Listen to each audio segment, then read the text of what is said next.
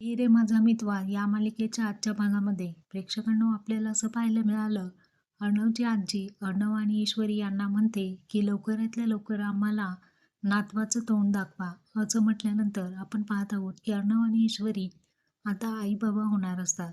अर्णव ईश्वरीची काळजी घेऊ लागतो, तर ईश्वरी प्रेग्नंट असते. तो तिला रूममध्ये घेऊन येतो आणि म्हणतो, "तू आता आई होणार आहेस, त्यामुळे हे सूप पिऊन घे." अशा पद्धतीने तो तिची काळजी घेत असतो आणि सूप ती आनंदाने पीत असते अर्णवच्या हातून. आपण पाहतो की अर्णव तिला म्हणतो, "आपल्याला जर मुलगा झाला तर तू नाव काय ठेवणार?" तेव्हा ईश्वरी म्हणते, "तुम्ही सांगाल ते." ईश्वरी म्हणते, "मुलगी झाली तर?" अर्णव म्हणतो, "ते मी ठरवून ठेवलेलं आहे."